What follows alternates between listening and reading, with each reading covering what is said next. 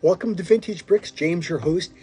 Well, the big question is, should I buy this Thieves of Tortuga that's coming out in a couple days on the pre-orders on the designer sets?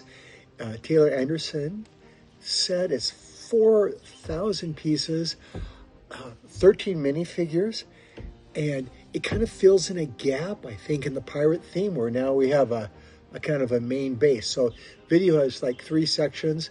One, I'll show you how it may fit into my vintage collection. Then I'm going to go over a little bit of the history of Tortuga, real brief. It's a very complicated history, but I'll do the kind of the magic age of pirates.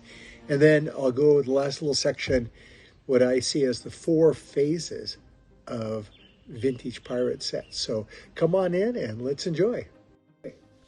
Well, I have a lot of vintage sets of both the pirates and the soldiers. But I really think I'd like a home base. Tortuga would be the perfect home base, I think. If you think I should get this, drop me a note. I'm leaning toward maybe ordering one in a couple days. Well, let's go over a quick history of Tortuga. It's a very complicated history. I'm hitting the highlights. In the 1625, Tortuga, which is a little island, became a French property. And there we go. And the French took it over. And then they started allowing people to come onto the island legally and welcome them. They welcomed them, and that became the golden age of pirates in the 1660s. And they gave them letters of marque, the folks there. And if you had a letter of marque, you became a legal, what we would call a buccaneer. Somebody who could go plunder the ships, plunder the Spanish ships, and people created quite a name for themselves.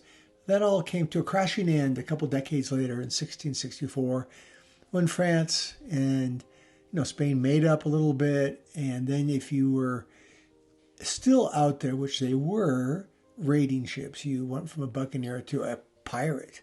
And look at all the Lego pirate guys I have. So let's morph into what I would consider the 4 waves of pirate history. So from 1989 to 1997, there are really 4 waves of Golden Age pirate sets. First wave from 89 to 91 features pirates faction led by Captain Redbeard and the Imperial faction led by Governor Broadside, who we see here. And it's a couple of images there. The second wave from 1992 to 93 features the Imperial Guard Redcoats led by Governor Broadside's successor, Admiral Woodhouse.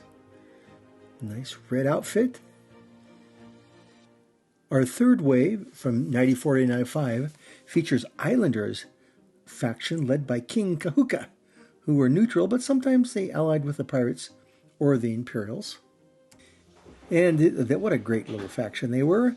And then 1996-97, we have the Imperial Armada faction, led by the conquistadors, who wore Spanish-style uniforms and helmets and were keeping the gold away from Redbeard and the gang.